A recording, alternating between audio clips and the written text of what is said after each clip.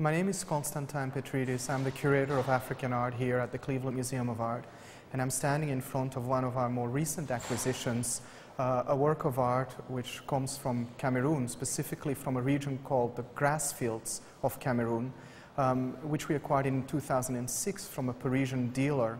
The interesting aspect about this object is that it was photographed in the Cameroon grass fields, specifically in the kingdom of Banjul, with its then African owner, King Kamga II of Banjul, who reigned from 1925 to 1975. The object was photographed in 1925, and shortly thereafter, the man who photographed it, a French Catholic missionary called Frank Christol, actually brought it to Paris, where it remained in a private collection until it was auctioned in 1987 and changed owners, and then ultimately ended up in a Parisian gallery where we were lucky enough to find it, and we purchased it to add it to our collection.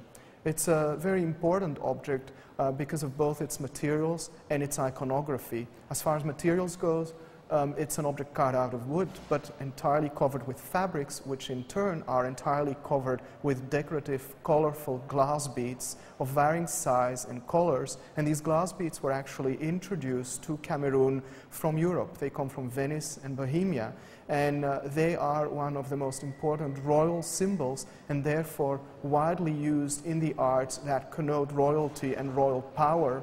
They're extremely valued. And they are only found on royal objects, and this throne or stool is one of such royal objects. It's specifically part of a category called the travel stools. It's of smaller scale in size and a little bit lighter in weight, and it was used in more private, smaller ceremonies and rituals, but it was the exclusive property of the king.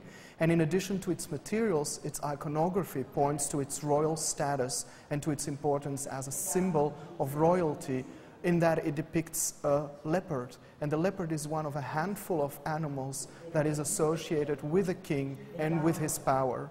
The king, like the leopard, is feared and respected at the same time, but it is also believed that the king can secretly transform himself at night into a leopard in order to mainly seek out evildoers, punish them, criminals, and other individuals who upset the balance and the harmony within society. Because ultimately, the king of Banjul is more than just a political figure. He is first and foremost a sacred ruler, somebody who bridges this world and the other world, who communicates with the other world and with the ancestors in particular, in order to protect and preserve the well-being of his community.